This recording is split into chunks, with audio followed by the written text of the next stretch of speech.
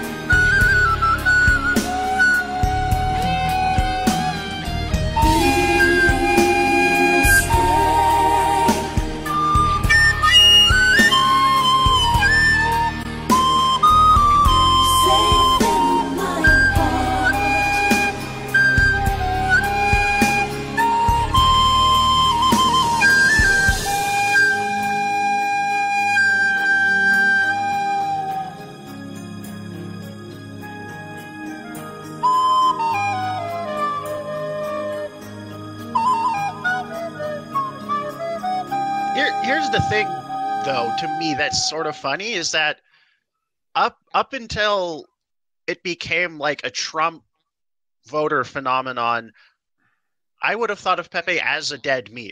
Like, that's some mid-2000s old shit. I thought of him as like as a React icon in countless like video chat channels.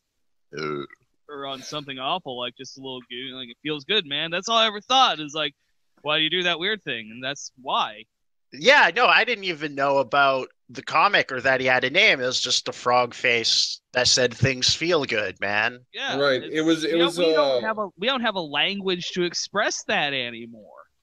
It was a comic called Boys Club, and the thing Pepe came from was one, he was in several comics, but the feels good one was one of his friends walks in on Pepe with his trousers around his ankles, and he's urinating. He's using the toilet just to pee, but he's disrobed from the waist down, which is odd.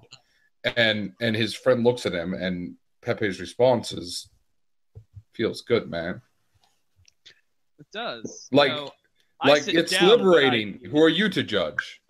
It's unfortunate because now anytime I need to explain how something feels good, man, people are going to think I'm referring to the Holocaust. Right. Yeah,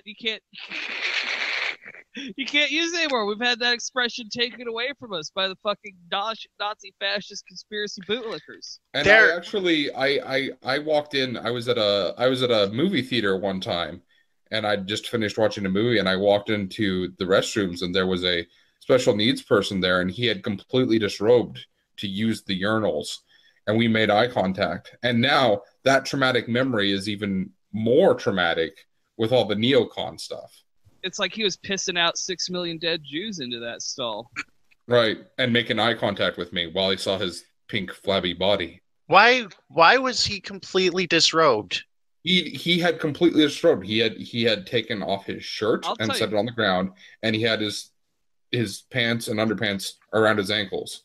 I'll tell you why he did it. Feels good, man. I guess it does. And you know what? But to me, it's interesting. I don't think you can't kill an idea. In fact, trying to kill something usually makes it stronger in an ideological in sense. Chaos Magic, you can kill a servitor or egregore or thought form and reclaim their energy. As the creator of that character, of that thought form, it is his right, and he may not be entirely successful, but he may be. It is not unheard of. Well, just the fact that we're still speaking of it means that it's still in the collective unconscious. Well, it affected a lot of people. Pepe lives in the Wired now. Yeah, but Pepe's dead in the Wired now. Pepe is a corpse in the. I mean, he's joined many.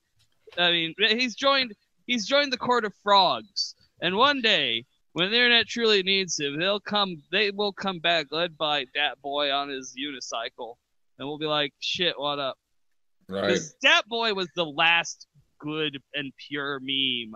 Everything's been just this spiraling cycle of like teenage nihilism and hyper-normalization and darkness. And Dat Boy was the last like hopeful meme. It was the last like totally hyper-normalized meme. It was just this nice frog. He was riding a bicycle. It was actually someone tracked down it's clip art that was used in a lot of math textbooks.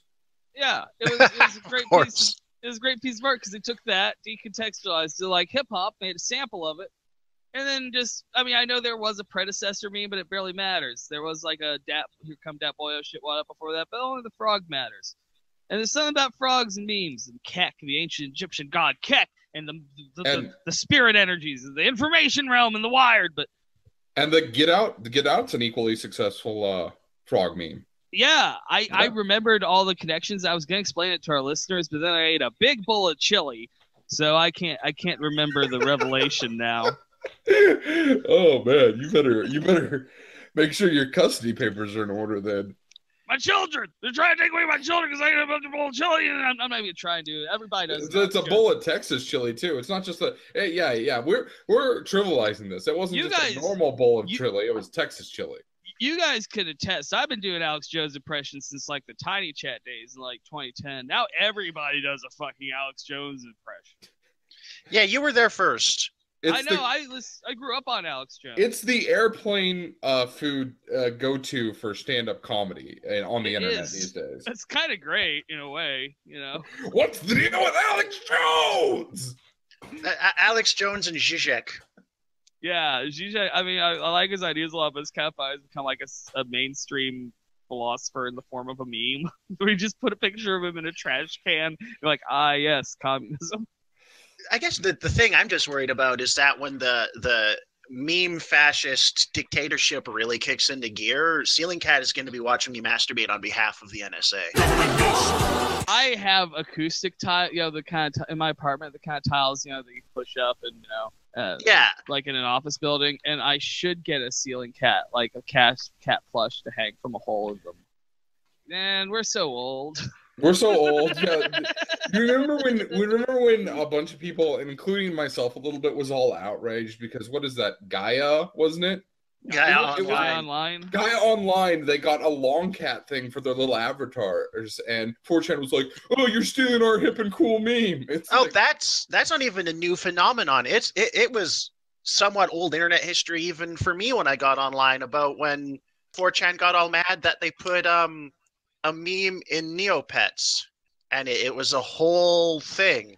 I think it may have also been Long Cat, but I'm not sure. Remember your grandma shared memes? Bad about the idea of stealing memes because meme proliferation is what memes are about.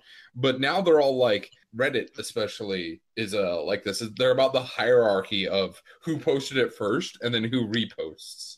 Who gets the internet points? With meme pages like Homo Vulgaris, you end up with trying to become like meme brands almost. Speaking of that meme brand, that Zizek Star Wars meme came from a whole page called like anti-fascist Star Wars memes. Yeah, and a lot of them were just memes. They were painfully unfunny. Like a lot of them. Well, like if you get in like the Facebook shitposting groups now, it's getting to the point where like, okay, like I'm in an Evangelion shitposting group and I'm in a Twin Peaks shitposting group. They're the same fucking memes. They just swapped out, past that aux cable. You're not playing things shitty, are you? Then it's like either Cruel Angel's Thesis or like, one of the songs from the Twin Peaks soundtrack. They get something like, like. I guess to me, it's just incredibly strange how what used to be the kind of obscure culture of the internet has permeated so deeply into normal society. Yeah. Have you thought about? I send my dad meme pages. I think he'd enjoy now. All right, he can do it. We're both in burb memes. He loves. Burb memes is a good one, man. My 62-year-old dad fucking loves burb memes and a few other meme pages. Okay? Like he'll send me memes. And back in 2008, we were angry that like other kids were looking at our memes.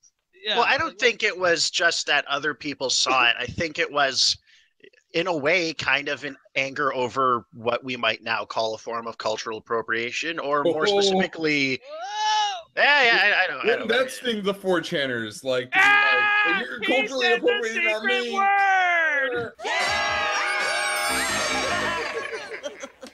Good screaming, everybody. That's the funny thing is that's the kind of people that would all get mad at the idea, but it was, I think, commodification. It was fucking with the context of the thing to make a buck out of it. And I think that's what made people mad and what made them all go DDoS. I think that's why Neopets.com. Like, I don't want to get like so woke here, like trample on people of color's voices, but a lot of those people of color, like middle class, like second generation immigrants, stuff, feel terrible. Anyhow, have you speaking of making a buck, have you thought of putting cultural appropriation doesn't seem to be the real issue. It's commodification that pisses people off. It's other people are like enjoying their shit, like white women wearing kimonos. I think it's the commodification of identity as a form of is a consumer product that really gets. But then again, that's what happens in art and music with rock and roll. Rock and roll is a consumer product that thrived off appropriating black culture. And, you know, I'm sorry if it hurt black people, but I don't want a future where white music all evolved from fucking like Perry Como and who's that dipshit that writes for Pat Boone. Boone. Let's play a clip here. Smoke on the water, a fire in the sky. Smoke on the water.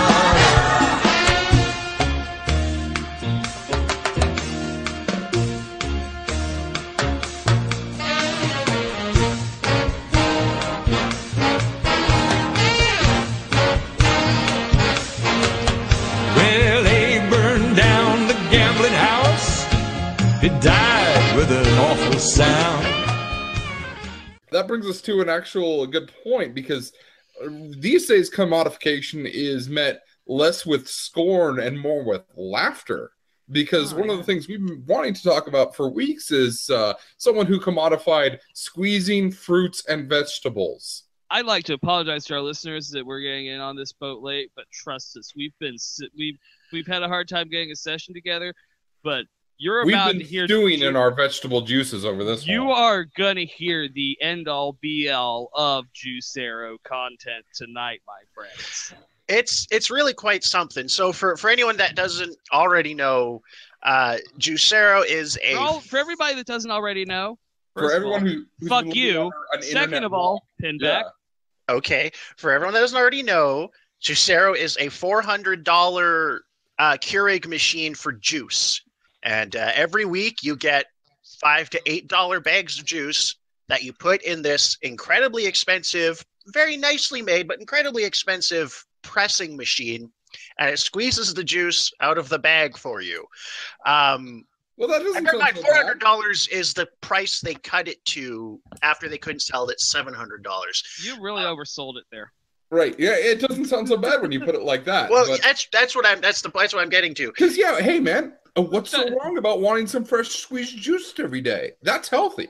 That's how you get Kendall Jenner to buy one. That's how you cure. We'll come back to her. So, here's the thing. In addition to this machine just being insanely expensive in the first place, although it does apparently exert, according to the guy who runs the company, it exerts enough force to lift 2 Teslas, because that's the way these people think is in Tesla. That's their unit. Yeah, that's their units. They buy weed in like point tenths of Teslas out. No, they buy weeds in like a fourth of an iPhone. Oh yeah. Well, I mean, I don't know. Some of these guys are so rich, they probably buy weed by the fucking truckload. Here's the thing. I think it was Bloomberg first broke the story. They found out that you can take the juice bags and just squeeze them by your own 2 hands, which cannot lift even 1 Tesla probably, and you get the exact same result. No, I hear you get a better result. Yeah, depending, according to some people. Yes, you get slightly less juice squeezing it by hand. I hear you got 0.4 ounces more juice squeezing by hand. Everything I saw, and I did a lot of research, said just a little less, but maybe somebody got some more. Maybe someone's been exercising their, doing those grip things, really pumping it. A guitarist, right? A bass player did that. So The point is, it's a very expensive, very well-made machine that does nothing useful whatsoever. It's the machine that goes ping from Monty Python. It squeezes bags. Now, it will only squeeze one kind of bag because it has a QR scanner built into it. This connected to the internet to make sure that your bag is proprietary Juicero brand bag. So this is not going to squeeze anything else. Also, if the internet goes off, it won't squeeze your bags. Original bag, do not steal. The Juicero, as I said earlier, is the it's the appliance of the bourgeoisie. Like it's something. Who the fuck else would buy one? I mean, no, that is. I'm gonna stick up for the bougies here. The bougies aren't the ones who are bought, because I think that 99% of any bougie ass motherfucker who's got like an overpriced blender in their house is gonna look and is like, oh. Now let's keep buying juice down at Trader Joe's. It's the aspirational bougie, the petit bougie, the kind of guys that don't run the tech companies, but work as managers at them and make like, you know, hundreds of thousands of dollars a year, but not millions or billions. Those people and the people who make billions, the people in those middle areas aren't going to get them. The people that have any like, I don't think. If you can afford a servant to make your own juice by hand from like a garden that's tendered by robots on your private island, like, you're not gonna buy a Juicero. But that's the thing. Like, if Steve Jobs had Juicero, he'd still be dead. He could have used those fresh squeezed juices to heal his incredibly curable cancer. Right. That's the thing. That's how he tried to treat his cancer. It was just like with juices and massages and shit, and that's why he died. I know, it's great. He ran a fucking computer empire built on science and died because he believed hippie bullshit about cancer. It's like, this is amazing irony. This guy that everybody looked up to as a genius, as some wonder kind, is he was, but he really was. But in that area, he is a fucking idiot. And it's just so great because he was a tech person. He's like, his entire life was built off of his love of technology and science, and in the end, his rejection of it failed him. Like, that's the thing. All of these, like, so many of these Silicon Valley guys are like these weird hippie libertarians, where it's like they love capitalism. They'll never admit that they hate poor people, but they basically hate poor people. But they care about the environment, kind of, and they're obsessed with like the clean. It's this thing that I think is almost kind of wraps back around to things you see in fascism. This emphasis on like purity, like pure, healthy, natural, organic living. Because that reverence for naturalness and purity is a very reactionary tradition, even if it's associated with hippies. And these guys, like the guy who invented the Juicero, is a raw food vegan, right? The kind of people that wear suits half the day and then the other half of the day they're in a tank top and shorts at Burning Man. Like I say, these aren't the fascists. These are the people that the fascists put in the camps normally, but now they've risen to a position of power. They're gross.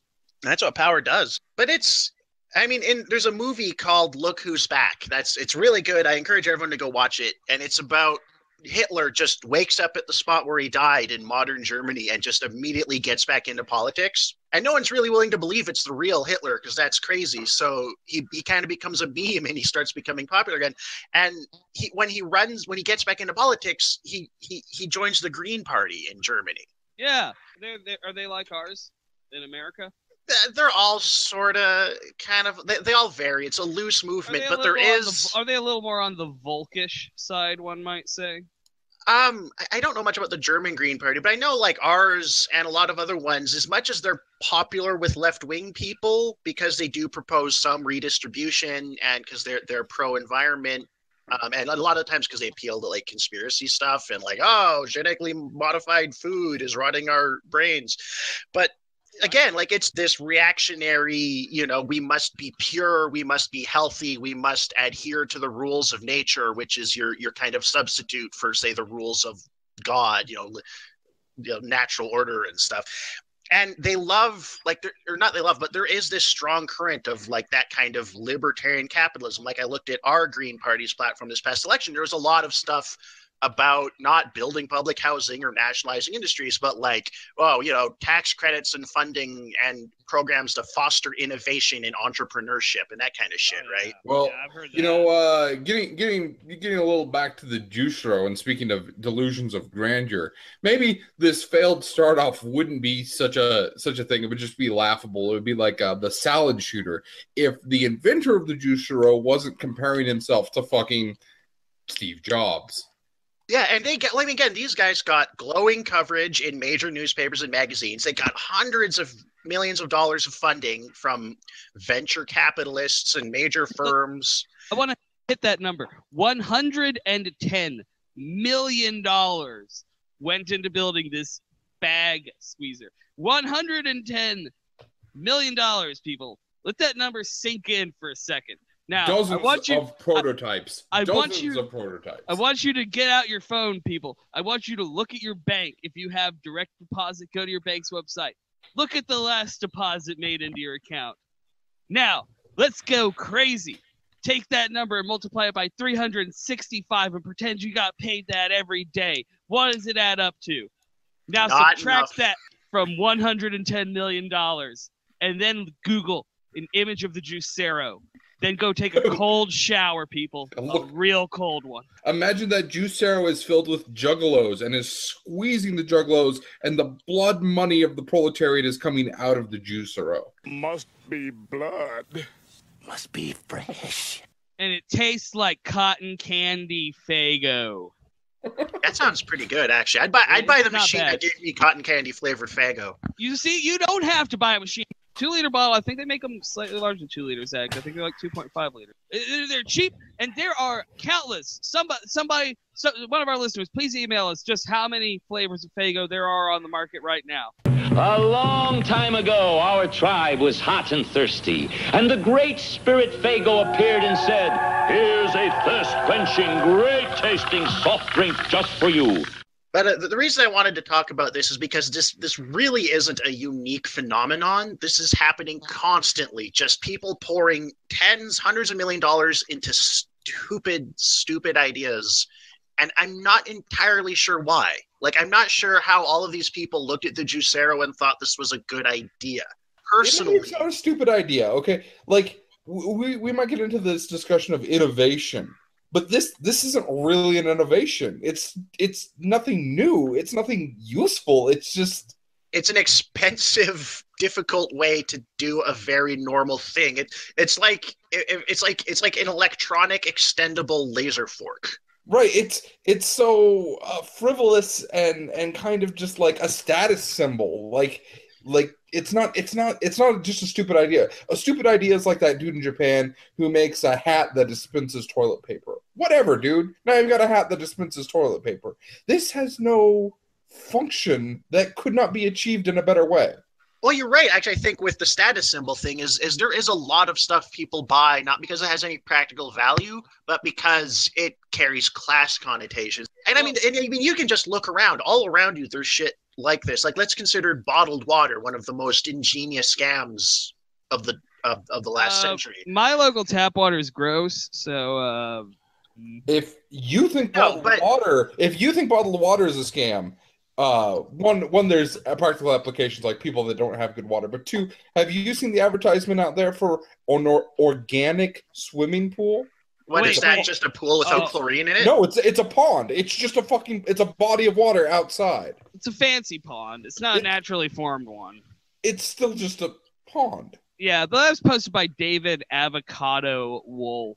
And that guy, that one of those bullshit quote unquote health food popular guys. Target of memes from the dead lettuce dog. Long live lettuce dog. But let me get back to something really quick. It's not the machine that they were investing in, because Juicero sold itself on way more than just the bag pressing machine. There was an entire network, a production chain behind this, the whole supply chain behind to get the bag into the machine. Because he was talking about, I watched speeches with him and shit, because they were in charge of their own farms or sourcing their own vegetables from local farms. Then there was the transportation. It wasn't nationally sold. It was only sold in areas where they had their supply chain to get the vegetables in the bag, then to you, to your machine. There was way more to it than just. Well, and then it's fucking also machine. it's Wi-Fi enabled, and it syncs with your phone and tracks your nutritional standards over the week and delivers you a tabulated result of wow.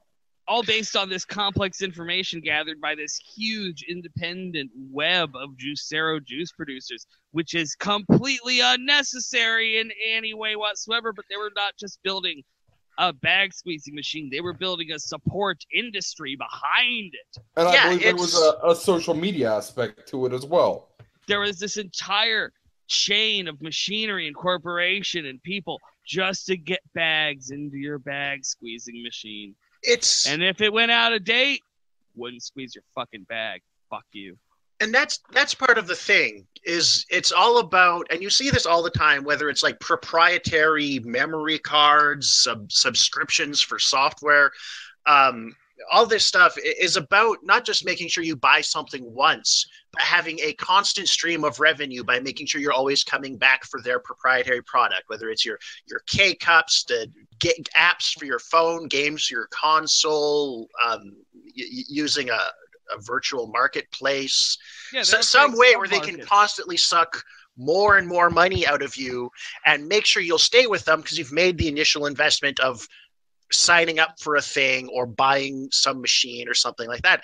And also, I mean, what are the odds that they're gathering all of your nutritional information and eating habits and then selling it off to someone else for advertising too, right? 200% chance. Also, how many fucking microeconomies are people involved in now with all these microtransactions to get their juice, to get their Netflix, their Hulu, their games, how many tokens they've gotten in Sonic suck my dick on their iPhone.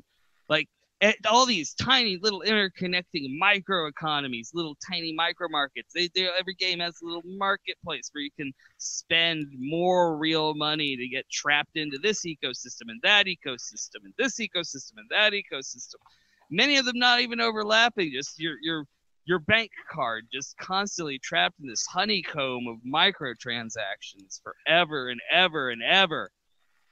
Well, that's late capitalism, right? They're running out of markets. They're running out of ideas. They can't keep selling you the same thing, but slightly better because they're running out of room to make it better. They're hitting diminishing returns. So now they need a way to hook you on the things you buy all the time: food, entertainment, information. Well, and just like I posted in right before we started recording, I posted in the chat this really great article on why Juicero, I mean, it's laughable, but it's also just a sign of our unwillingness to innovate. We're selling, like you said, the same crap over and over again. Yeah, like it's not an innovation. We're not taking a risk and creating this new product that's like, wow, this will change the way I eat. No, this is just repackaging the way you eat and commodifying it even more. And turning juice into its own microeconomy that one company wants to dominate.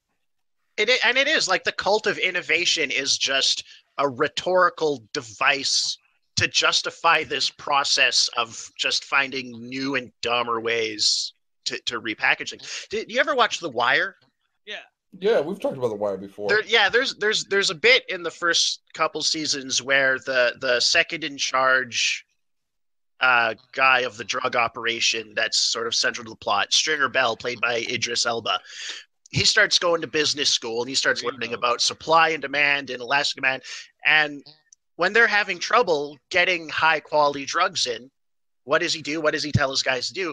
Every couple of weeks, they were packaging different caps and change the name and keep selling people the same stuff. And that's how it all works. Like, this is the trash compactor of ideology, and Juicero and the juice in it, and Juicero is the trash compactor of it. And because it keeps squeezing us, we can't see the ideology. Well, it is the trash. It is the thing where I think even like the people at the top can't see how stupid this all is. We all have our dicks stuck in the Juicero of ideology. I don't know. I'd stick my dick in one. And it won't give us a squeeze because we don't have the QR code. Right. It's completely rejected. Hey, moving on, maybe. You guys ready to move on? Yeah.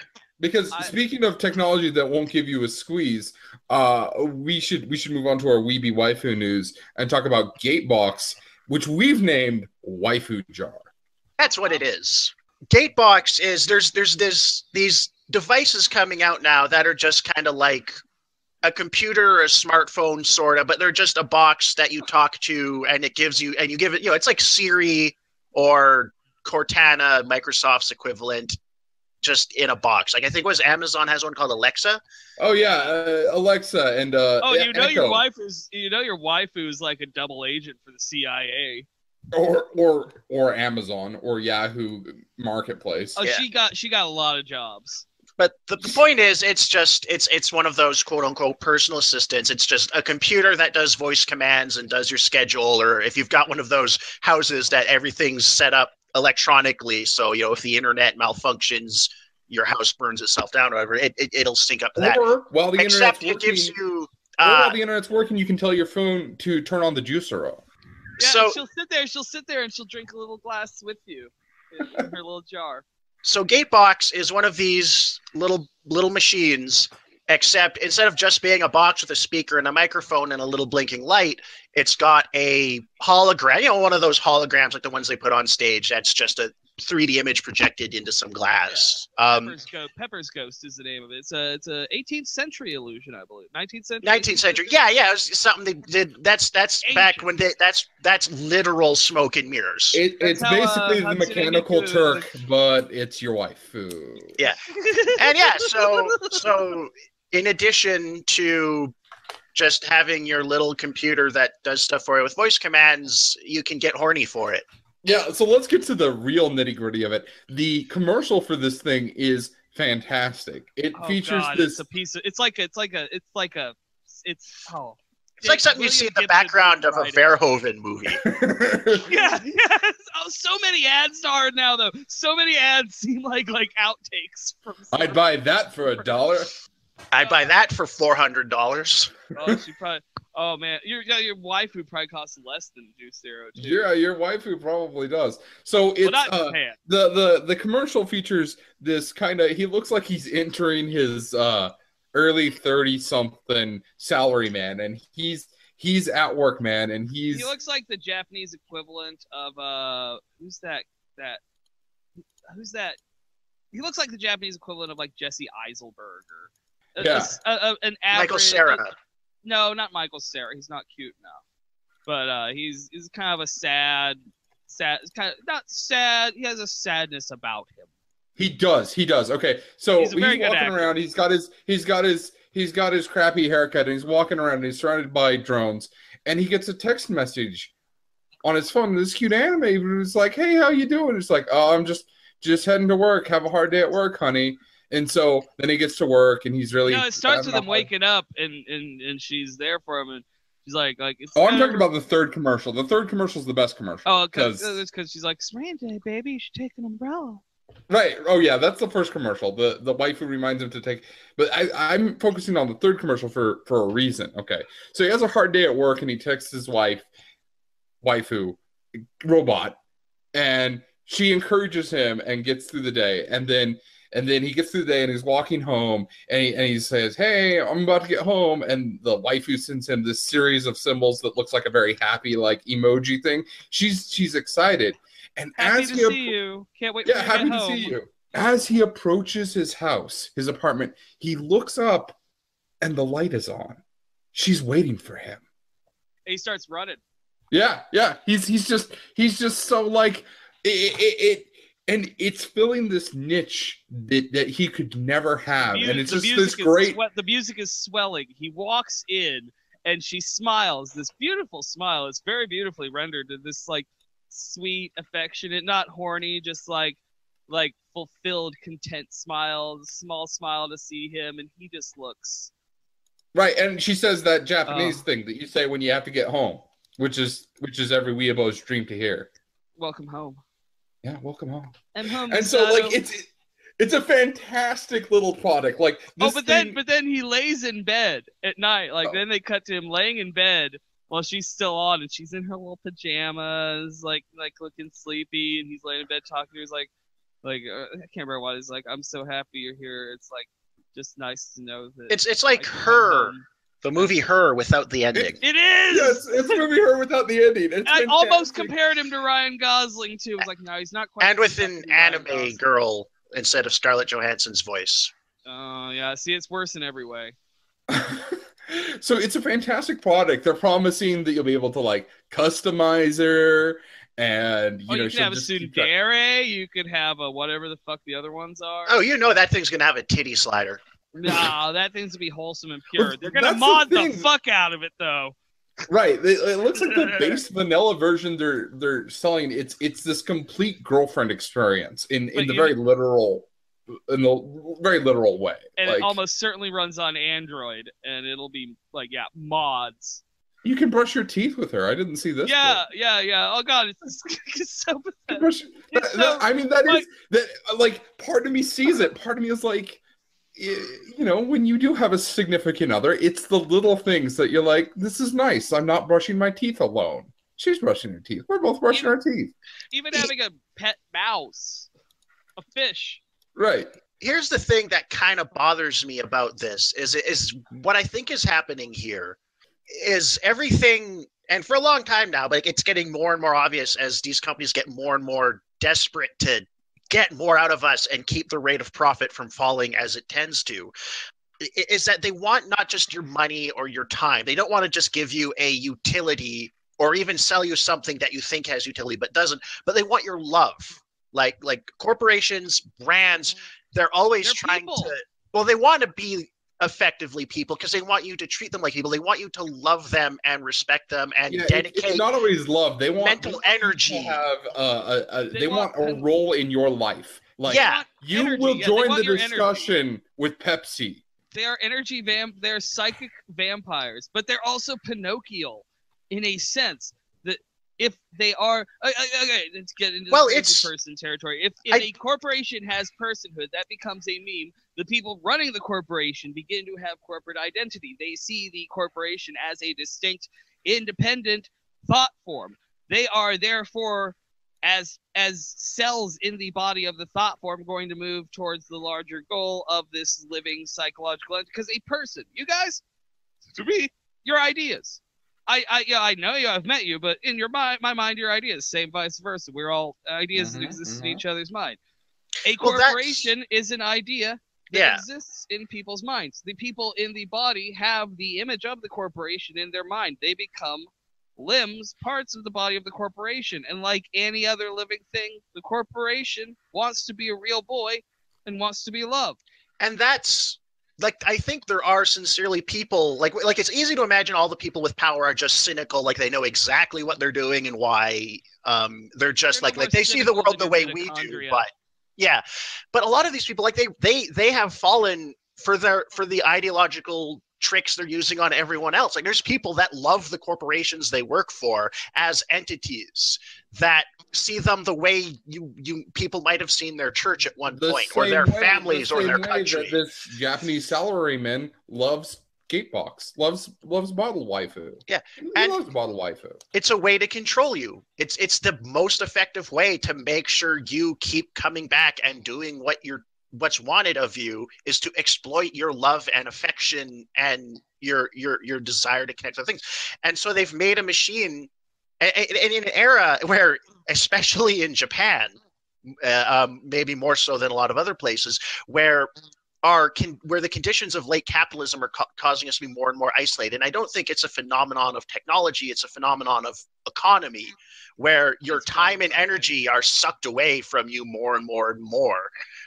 And people live more isolated just so they can afford it, just everyone scattered into tiny little apartments and sleeping pods.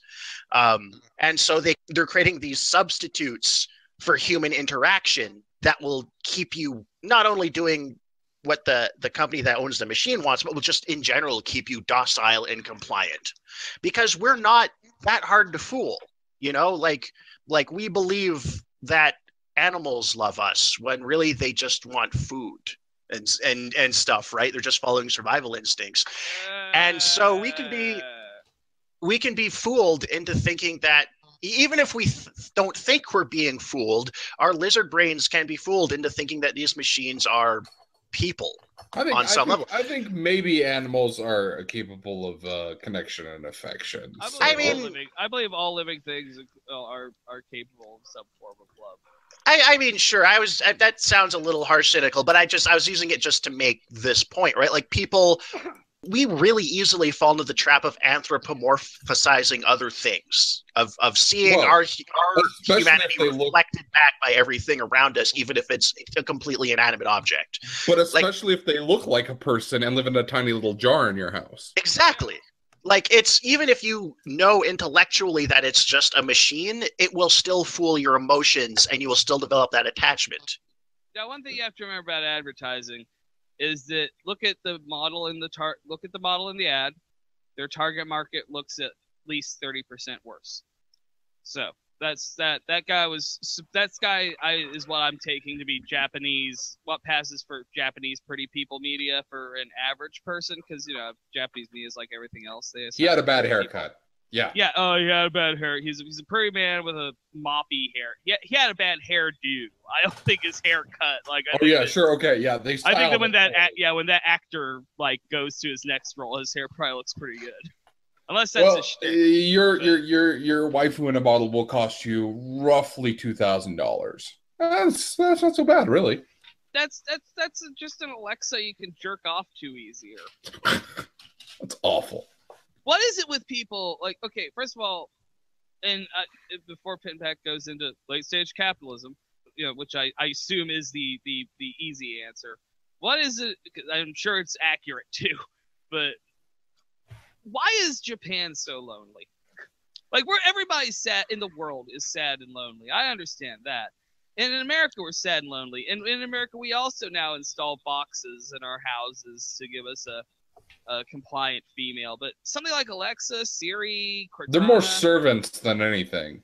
They're butlers with a pleasant female voice. We aren't when we want to get in the dehumanization fulfillment aspect, we get a fleshlight or Japan has incredibly vibrant own a whole culture. I've learned recently. Yeah, much more so we can than the do an United episode States. on that. Yeah, they I mean, I really do want to do an episode actually on male sex toys, because that would be great. Yeah, we found this one blog. This guy he makes a living off of reviewing them, and I remember seeing one post from him just as a teaser that he was moving to a new house, and he's like, well, I can't take all of these with me, so here's the ones I'm throwing out. And he just had a garbage bag full of fleshy tubes that he's just these didn't make the cut. If I worked in a place that sold those, I wouldn't be so depressed about my job, because I'd be out in the aisle well, how about you try this one? Look at this. Look at this. God, look at this thing. Put your dick in that, buddy. Instead, I have to deal with all these more it's a slightly rimmed hole. So you'd like to be like a used car salesman this for one's Ona Holes. Fairy, and you stick your dick in her belly button, and the inside shaped like an accurate representation of human. Listen, buddy, what's it gonna take for you to walk off the lot with one of these? Look, I got this one. It's an ear, and the internals shaped like a real ear canal, but stretchy. Is there actually a fuckable ear? There is. Yeah. No, I have not made any of these up. Yeah, that is incredible. They're amazing. It's so exciting, Japanese sex toy culture. If I buy myself a sex toy, I'll probably get a fleshlight because of my convenience and the discount. But honestly, Tenga is they are the Apple of things you can stick your dick in. Yeah, we had a discussion about this, which we might say, why not just have it now? Is that most of these things are, as I mentioned earlier, the used car salesman and be like, this is a hole. I mean, what else do you need, buddy? But the other ones, they look like they've been engineered in a wind tunnel. Some physicist got together and was like, this dynamic. I saw somebody describe the Tenga Flip as a roller coaster for your dick. Right, in the literal sense that not only is it a fun ride, but there was probably a team of engineers. Rounds and rounds. Right. There was a team of engineers who worked long hours to design it. So 1, it's fun, and 2, it doesn't fall apart, and 3, you can maintain it easily. Like serious Japanese men like working in CAD, like looking at each other, and like somebody pouring over his design. It's like right. So someone walked up behind him and tapped him on the shoulder and pointed at a bit on their like 3D model and be like, "Why not just?" And oh yeah. Because that's what you go to engineering school for 8 years. Yeah, and you also love to jack off, and you understand, like, you have, like, a yogic understanding of every inch of your dick. Like, not only that, but you have advanced computer models of your own phallus that you use. Honestly, you should buy the Tenga just because of the amount, like, of science in it. Like, honestly, it's a marvel of modern technology.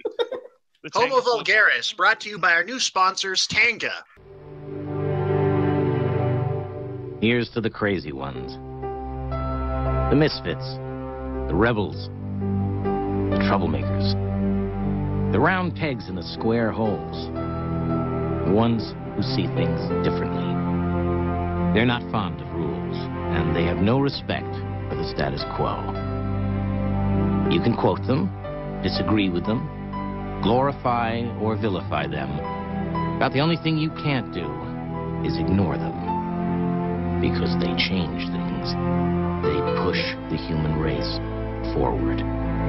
And while some may see them as the crazy ones, we see genius. Because the people who are crazy enough to think they can change the world are the ones who do. Listen, Tenga, Fleshlight sponsors a lot of podcasts. And we don't want to sell out, because though I do admire some of their products, their approach is so American compared to the Japanese Tenga approach. The Fleshlight's a big bulky They tried making some of the Fleshlights with the like weird alien mouth and shit like that, but the insides are all the same. No one's thinking about it. Their insides are fantastic. They do a great job engineering their insides. No, I really respect the Fleshlight company, but they're big, they're loud, they're bulky, and they've only got every design only has one texture. You know, the Tenga flip hole's got like 4 configurations, and then certain other listen to yourself though. Configurations. This seems like the Rubik's Cube that goes on your dick. Well, yeah, I think that male sex toys, and this is such a tangent, male sex toys should be detached from the form of the vagina or the anus, whatever your or mouth preference, ear hole, fairy, the belly button of a small fairy that you've caught, whatever it is that you're into. The torso of a muscular woman that crushes you if you do not please it quickly. Yeah. Oh, yeah. And the internals were like designed like around like a feminine 6-pack and like tits. Like, seriously, the imagination of Japanese sex engineers restores my faith in humanity. But why is Japan so low? Honestly, I think it's probably a mix of, I mean, the existing economic conditions, but combined with just other cultural phenomena that I just wouldn't know enough about Japan to really comment on. I'd love to get a guest on here to talk about it. Yeah, we should. I feel like it's an isolationism thing, and then also just like the kind of dynamic of, I don't know, how you interact with people on a cultural level, the level of like maybe just how what you expect to get out of an interaction from someone, like your schoolmates when you're growing up, or you know, they own apartments and live in situations that, you know, would normally be us in our 20 somethings. You know, your parents would send you away, you know, to have your own little apartment next to the school at age like what, 12? Well, I think what it is Japanese people just have more powerful AT fields naturally. Yeah, it's the barrier of the heart that keeps us separated. Right. But when you get your hands on that Japanese girl's tits and it just goes right through her, and you squish down into her womb and unite your atom with her Lilith. I mean, that happened in a movie. That's real love right there, right? That's love in Japan, as I understand it. But I think, I don't know, like we're like 3 white guys about talking about an Asian culture. Yeah, like we know anything. Yeah. Part of it does seem to be that like Japanese women have become increasingly more feminist and more independent, more self-possessed lately, and it seems like Japanese males, from what I've seen of their internet culture, their image board culture, tend to be a little alt-righty.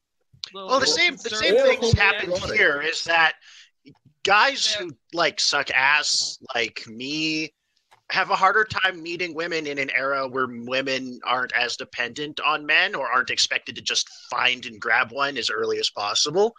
So you need to be higher quality, and not all of us are. And some of us are mad at feminism as a result of that, for raising women's standards to an acceptable level. Speaking of standards equality and veering back onto a less dangerously misogynistic and also xenophobic, Orientalist path, let's talk about the quality in promoted event. Let's talk about the Fyre Festival. Fire. I've been a stagehand at promoted events, educator promoted events. I have some experience in this field. Yeah. I've been to music festivals. I heard Ja Rule once somewhere. So the Fyre Festival again. We're hitting all the old topics with a Y. Yeah. In case you didn't know, Ja Rule, hero of the revolution, lured a bunch of Instagram rich kid dipshits out to his island torture hell with the promise of Blink 182 and himself. And he got $12,000.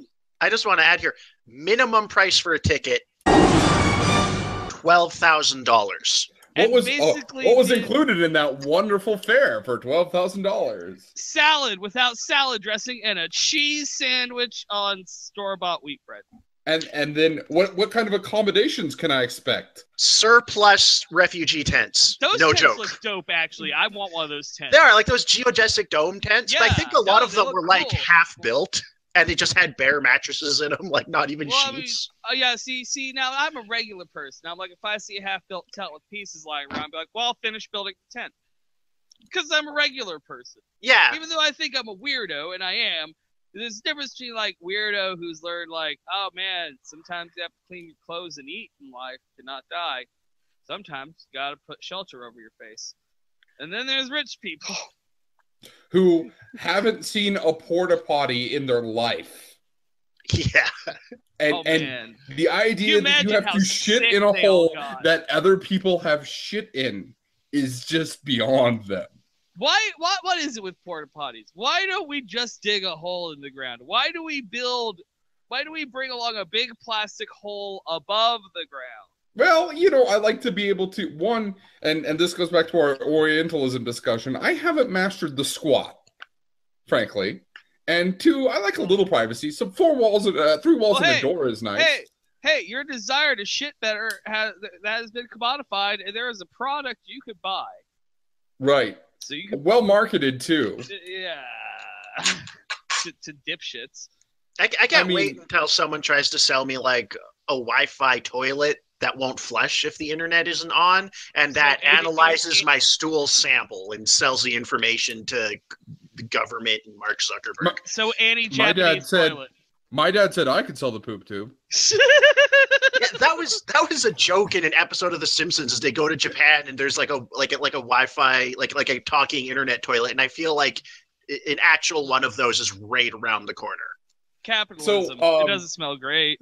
The other thing that was offered was they when you travel abroad, sometimes you carry things like traveler's checks and your jewelry, because you're gonna have that night, black dress night, tuxedo night, American Express cards, right? And so the Fyre Festival solution to that was high school level lockers with no locks. You bring your own lock. They probably bring their fucking iMac and just keep it in a duffel bag because they don't want to be without the ability to like play Dota 2. Because rich people do love video games. The tweets and the Reddit subreddit on this were just fantastic. I'll just read some of the headlines that were going on at the time. Quote, staff members took my girlfriend. It's been hours and they won't let me into the medical tent. The text of that one's about sunburning. The next topic, tents are burning and someone has raided the bar. Another one, I just heard several gunshots in all caps. Because of course these people are rich, so they can sneak their guns through customs. My favorite one, this one got a lot of play, was what's the deal with all these feral dogs? Oh yeah, the dogs. I love the dogs. So yeah. In case you didn't know, these dipshits got stuck out basically in Jurassic Park without the dinosaurs, and there's feral dogs and pigs. Oh, there were feral pigs around there on that island too, just run around, just like it's wild dogs attacking people. And Ja Rule had promised it's like tropical getaway for like the art elite and the cultural, like the idea centers of the world. Nah, they were flown in on cargo like planes. Here's one thing that went well. This and DashCon had a ball pit. Hell yeah! I mean, that makes it totally worth it. Ball pits are like pools, but if you piss in them, it'll just go to the bottom, so you don't have to worry that you're swimming in it. Yeah, well, but the Fyre Festival ball pit was just like a 10-foot pit filled with like medicine balls. Medicine balls. They're actually just dung beetle rolled up things. You know? Yeah, just a pit of dung beetles. It was fun to laugh at all this and really just like, oh, look at the rich kids. But the thing that occurred to me that really just drove this home to me is, price tag aside, if you took all of this crap, the tents, the cheese sandwiches, the lockers, the feral dogs, if you took the whole Fyre experience and you gave it to Juggalos, they would have a great time. They'd start a new society down there. They'd overthrow the local government. They'd declare this their land and build a paradise. I'm not even joking. There is a song about this. Is there? There is Juggalo a song Island? Called Juggalo Island. Right now. Oh, beautiful. Yes! Oh. That is perfect. Yes, I have to go listen after It's one of the best songs by ICP. This one is just like true. You know what would be the shit? Let's trip in the sun. What if we had our own island, man? Let's trip in the sun. I got my toes in the sand watching hoes play volleyball. It's summertime and I'm feeling jolly, y'all. Food on the fire, boats in the water, and taking time off from my cereal slaughtering. Here for the weekend, me and these friends. Sunny sunshine, blue skies never end. There's a mermaid waving me to come in. Underwater on my ball, she's humming. Smoking on a flat one, we come to have fun. I got my dick in your hot dog bun. Pouring up shots for everybody that's sipping. Let's get loose now, skinny dipping. Don't hate me, cause the Speedo I'm wearing got your girlfriend staring. We out here, sky's so clear. Ice cold beer, suntan topless, bitch. Come over here. On Juggalo Island. We can be one.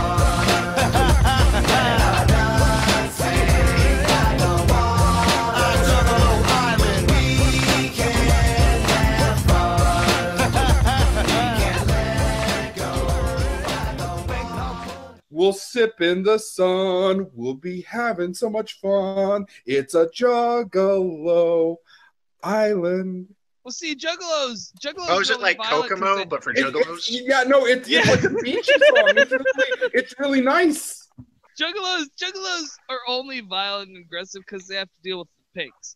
If the Juggalos had their own society, they like you're describing. They're basically, their dream is a Jimmy Buffett song.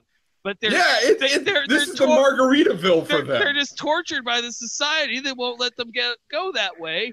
And so they get angry, and then they put a hatchet in your face. Fantastic to think about, like, the Fyre Festival. I mean, the fact that they were charged so much is, yeah, you got scammed. But if you gave this to a completely a group of people who weren't completely self-entitled, spoiled fucking brats, this would be a fun camping trip. People who have worked so many, Juggalos. I don't want to like this. I'm gonna, but I mean, I'm the same, guys. Juggalos work so many jobs because they get fired from them, they quit, they just move. They're factotums frequently, so they have a wide range of skill sets. Like, they can work a cash register, they can fix. If you fill an island with Juggalos, you'll have mechanics. You would be hard pressed not to find someone, one, who could set up a tent, but two, there can be dudes who fix the generators. Yeah, they can build cars, probably. They can fix generators, build AC. There's a way wider range of skill sets amongst Juggalos than Instagram dipshit Kendall Jenner I told you we'd be coming back here. Dipshits. Speaking of luxury, did you know there's gold Faygo? Oh, I did not. I'm glad. There's a gold Faygo. Is that like a cream soda or something? It's the preferred Faygo, according to the official Faygo website. It's the preferred Faygo of showy aristocrats and guys who make poor Valentine's Day gift decisions. Okay. Faygo knows their audience. They aren't woke. They're just like writing good ad copy for their audience. They're not like, give a Faygo to a police. Like, no, Faygo, throw a Faygo at a police. Throw a Faygo at a cop. Well, that's kind of what's happened since our last episode. I've heard and done reports on like people will be at riots and then the cops will just they'll be being pelted by Pepsi. Oh no, I saw a video of it. It was awesome. I loved it. I just wish they were using Faygo instead. But I know it's not the meme. I love people are throwing memes at cops. Hey man, the magic is real. It is. That's why I don't feel so bad that I have like this altar set up in my house with this like skeleton toy from Mexico with cigarettes burned into his eyes. This aquarium tiki decoration I've decided to let spirits inhabit. I'm just I'm gonna get weird, man. Well, I don't know how many years on this earth I got left. I'm gonna get real weird with it. That's kind of rings in my head every day when I'm like, maybe you're going crazy with all these balloons and getting back into paganism and like, nah, it's fine. I mean, is there any other response to an insane world? I mean, any lingering doubts that we live in a completely insane world were demolished when Donald Trump became the president of the most powerful empire in the history of the planet. Saying the N-word on the internet is the president now. Oh, man. And I mean, speaking of, I don't even want to say speaking of the devil because he's not nearly that competent or interesting. Sean Spicer hiding in a bush. Hiding in a bush.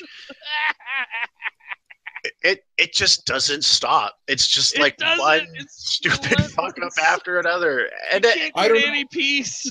I don't know. I get the political feed all day, and I think politics or political commentary is done to death. But Pinback, have you heard about the 2 ice cream scoop fiasco yet? No, I can't even keep up with every stupid thing that happens. During a correspondence dinner at the White House, the press was served a normal entrees and normal meal, but there were always slight differences between what the press got served and the president got served. Like the salad for the press had nice vinaigrette dressing. It wasn't bad. But the president, he got a big glob of Thousand Island. Oh, yes. At the end of the meal, everyone got a slice of pie and a scoop of vanilla ice cream. Except the president, who gets 2 scoops of ice cream because he's a big boy. I drink your milkshake. He's literally trying to drink their milkshake. I drink it up. Like the passive aggressiveness with him like never ends. Like you can't even have a handshake with the guy without him like doing some passive aggressive like I'm gonna jerk you towards me. I'm the boss here. Like you can't even get ice cream with him without the I drink your milkshake shit. I don't like want to get the show too like current events political, but I mean it just is insane what a fucking dumb idiot baby the president of the United States of America is. Like he's evil and he's hurting a lot of people and people are gonna die because of it, but he is just such a, even if he's like I don't want, because I hate it when like fucking liberals like, well, I mean Hitler wouldn't even do that. I don't know, he's just such a tacky motherfucker. If he was a Faygo flavor, he would be Faygo Gold. Yeah, he would. He would. They put up gold drapes in the Oval Office. He just loves these symbols. Like he's a magician too. He surrounds himself with gold and symbols of like if you look at the pictures of his houses or where he lives, where poor little Baron Trump has to live. You know, Baron Trump is like Steam friends with Kim Jong-un. They're like in a guild together on or whatever Minecraft. They play Minecraft with each other. Right. Oh yeah, I guarantee you, Baron Trump plays Minecraft. There's no way he does. Oh yeah, I think that's 110% accepted by everybody in America that's like seen that sad gif where Melania tries to like high five her son and he like lags IRL. Yeah. Oh yeah, he looks at her, looks away, and then he like looks back and sticks his hand up long after she's put hers back down. He's a cute kid. I hope he doesn't end up looking like his like weird brothers. Oh yeah. Thorgan George or whatever. Thargan and Chard. Thargan and Chard. The guy from American Psycho and his brother, the guy from American Psycho. You know, it's kind of cruel, but at the same time, they are very ugly. He's gonna hang out with the what's that? It's okay to make fun of the Trump sons for being ugly because Ivania is a fucking dime. Rich and powerful people deserve mockery and disrespect at every turn. Every time I masturbate to Ivanka Trump, I just come and scream, "Fuck you!" But that's not going to stop me. That's an insight into your little like that. I like how there's still it's chaos magic. There's still this persistent effort to like try and paint her as somehow different, just because as part of maintaining her brand, she said like a nice thing about women getting maternity leave once. She's the smart. She's the smart one of the Trump kids. I don't think she is smart. I think she comes across as smart, or she comes across smarter. But I think they're all probably just like clueless and vapid. Oh yeah, no, she doesn't hate poor people because she's never met one. Like that's the thing. Like, you'd be like, oh, they hate poor people. Like, no, these people like this Juicero guy, Steve Jobs. Steve Jobs is born in the middle class and just went up. He didn't hate poor people. He just never saw any. Ivanka Trump doesn't hate poor people. She's just never met any. She's just they're like a myth to her. They're like Georgeson to her. I think it's funny. It's like rich people say shit like, "Hey, poor people can't be poor. Everyone owns a refrigerator, so there's no such thing as poor people in this country." That's their standard. They don't understand. Or if you're poor, you just didn't want it, man. You just didn't want it enough.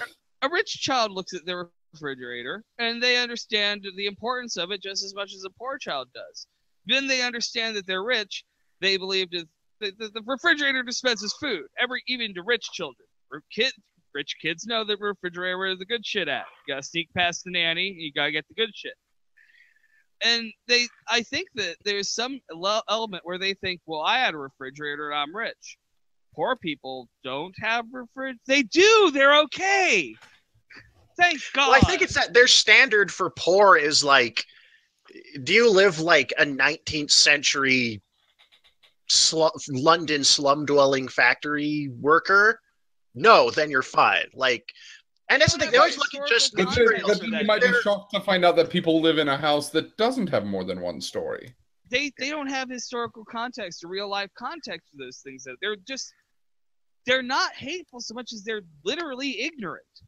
Honestly, a lot of the time I think they are ignorant, but callous too. But callous as a result of the ignorance. But I mean, it's hard to say. I mean, who knows? Maybe behind closed doors, these people are about it. Like, what is talking about going to do about it? Like, we either eat the rich or we sit on our asses and talk about it. And that's what we're doing now, you know. And whether Ivanka Trump is good or evil, probably tastes good. Edit that out. Not enough meat. Fresh meat. What was yours? Okay. So wait, no, our new Patreon stretch goal is something that Megan, who couldn't be with us today, sadly, and I came up with. We were talking about a topic of frequent discussion on the Discord, which you should all join. We were talking about horrible internet fetishes, and one of the more mundane one would be cuckolding. I found out that the domain name cuckoldry.com, no one owns that domain name. So if you're willing to buy that domain name for us and give us that domain name, we'll use the shit out of it, man. We'll use that website so good. Like, you won't believe how many hits we'll get it. You'll just sit there. That website was wasted on you, man. You didn't know what to do with it, okay? We can give it to a real man who knows what to do with that domain name. We can make that the redirect to join the Discord. Right. Join the Discord. Visit cuckoldry.com. Right, and we will basically hashtag join the conversation. You will pay for the website. You will pay for the website, and we'll use it. That's how it's gonna work. Homo Vulgaris, brought to you by Financial Dom. Yeah, exactly. And hey, Megan's a pretty girl, and if you got anybody out there wants a Financial Dom, the same. Yeah, she said she's up for it. She will get you to get on every. We'll give you rewards too. We'll give you a T-shirt that says like, "I'm a big Homo Vulgaris." yeah. There is 4 people have my bank pin, and all I got was this T-shirt. There's are you so poor you don't have a refrigerator? Give us enough money and we'll buy you one. That reminds me of something I saw the other day. It's like Kickstarters and Patreons and things where, you know, like Twitch streamers and stuff who are girls will promise to like they'll play video games with you once a month if you give them like $50. I've been telling Cat Feather she should get into that. Like she's trying to figure out like how do I get out of jobs. Like you should just like you're amply provided by the Lord, and you should just like wear low cut shirts and get on Twitch and play video games. And dudes will literally just give you money to play video games. You don't even need to do explicitly sex stuff. Yeah, I was like, you don't even have to be nude. Just wear a low cut shirt. Just show some cleavage. They'll just keep sending you money. Like literally that. Play Sonic 3 forever. Much. Never play anything else but Sonic 3. Honestly, it's more money. You'll get more money that way because people are like, look at this strange person. It's kind of like the waifu box. People will spend a ton of money for a facsimile of an interaction with a woman because they're that lonely. Like you're paying someone to play video games with you who probably doesn't really want to be there, but you'll still do it and still find a way to believe it's like a real interaction. Well, speaking of putting yourself into an alternate reality in order to escape your crushing loneliness and dissatisfaction with late stage capitalism, which is much I rag on you for like that, but it's true. I mean, it really is a huge problem. Like it is, like, God. But anyhow, we are not only alienated from our labor, but now we are alienated from our very selves and each other. Yeah, I couldn't have put it better. I wonder sometimes, like, if the future is going to look like, you ever see Rollerball, the original Rollerball, James Caan? Oh, love that movie. I have not. And there's no countries anymore. Everybody, you know, the cities are essentially owned by corporations. You work for a corporation, you live in a corporation. The corporation is the replacement for your nation state or your tribe.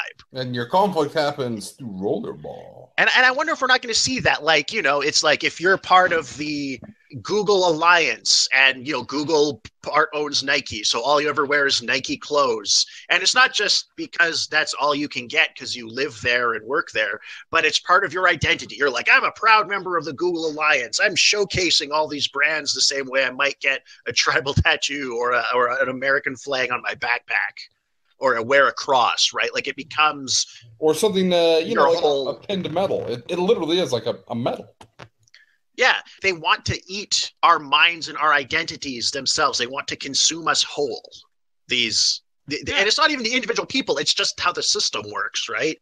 One could argue that that's an aspect of love is the desire for another to place your identity into another person and have that be something that's or just general belonging to a large group. And that's the thing, like they will exploit our needs to make us do what they want, including not just our physical and material needs, but our emotional and psychological needs. But they have emotional needs too. People do, but that's the funny thing is the corporations themselves don't. The only thing they need is you to need them. A person is made up of cells. A corporation is made up of people. Ultimately, what is the difference? They're both thoughts. They're both... Yeah. I mean, I think in this insane world, the occult is as valid a framework for understanding the abstract as anything else. I mean, to me, like, I see magic as a thing that... Magic is the power to reshape perception. And reshaping perception changes how people behave. And when you change how people behave, you reshape material reality. It's also about awakening to things that are usually passed under, and noticing things that aren't normally there. Yeah, man. Do you notice and recognize miracles? ICP once again proves that they are the prophets of the Aeon. We were wrong. We were wrong to make fun of ICP and Juggalos. We were dead wrong. But we've seen the light. Also, we should start winding down now. So yeah, let's end this note with, if magic is all we've ever known, then it's easy to miss what really goes on. But I've seen miracles in every way, and I see miracles every day. The real miracle is being able to get out of the trash compactor of ideology, even if it's just into a bigger trash compactor. Buy my book. Buy my corporation's book. But we've been thinking about. I've been thinking about. Let's just start Homo Vulgaris Press and just publish books. But If you want to see Homo Vulgaris Press publish books, send us your book and $50. We'll put it on Amazon. Yeah, sure. You know what? And, I'm going to say... I have some I have some brief parting wisdom. Kindness is never a distraction. Kindness is good. Kindness owns. It's so easy, I think, to hate people these days because we're always being reminded of the shittiest things the shittiest people do. But you know, the only way to break out of that is to do better and be better. And I mean, there's going to be a lot more to changing the world than just individually being nicer to each other. But I mean, there's worse places to start. Got to be nice to those rich people too. They need tax just like us. I mean, eat them, but let's understand what we're eating. Let's see. I think Shoggoth is the best balance of all of us because he wants to eat them, but that's a horrible innuendo. But we're going to kill them quick and painless with those cattle guns, the gas-powered, like the guy in No Country for Old Men had. Yeah. I think I've expressed there are a few rich people I'd like to eat. I drink your milkshake. And I'd also like to say, ocean spanning beyond my sight and a million stars way above them at night. We don't have to be high to look at the sky. No, that's a miracle. Open wide. Look at the mountains, trees, the seven seas, and everything chilling underwater. Please. Hot lava, snow, rain and fog, long-necked giraffes, and pet cats and dogs. It's beautiful, man. It's a miracle. It's beautiful. Yeah, I'm so glad we've come around to like being unironically ironic juggalos.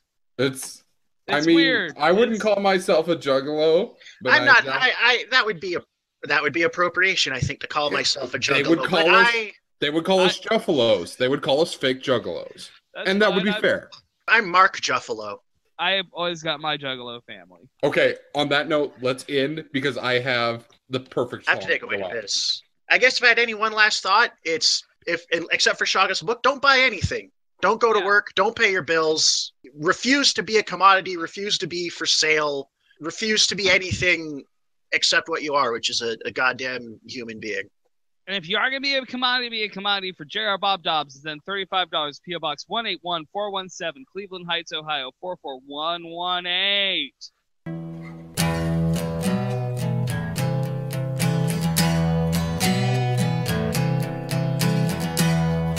And then just wrote that.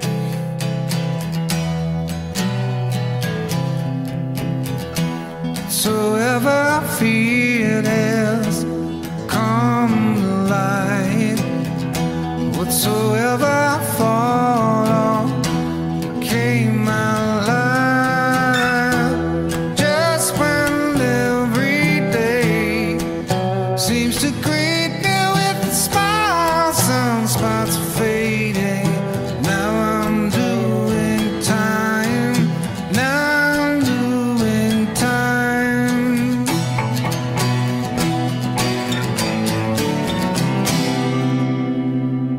Fell on black days, fell on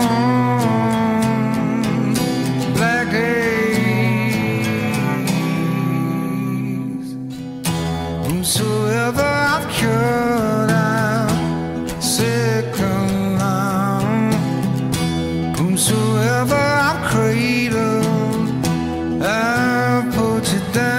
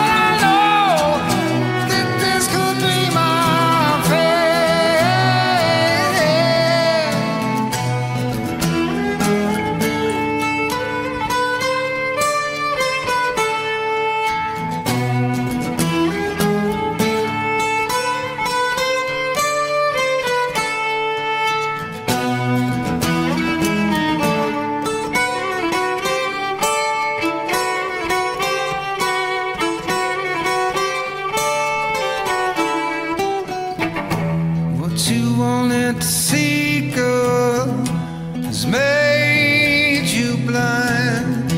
What you wanted to be yours has made it mine. Don't you lock up something that you wanted to see fly. Hands up shaking, no tying, no tying. I should've mind the change. I should've mind the change. I should've mind the change.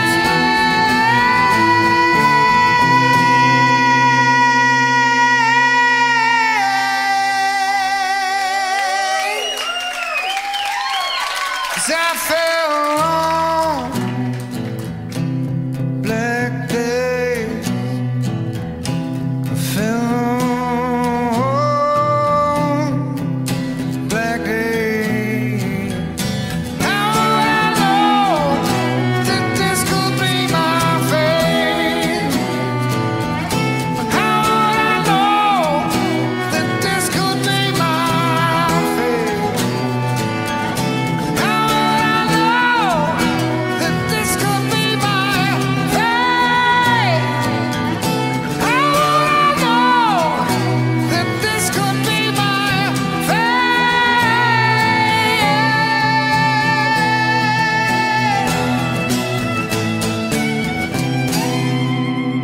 And I sure don't mind the change.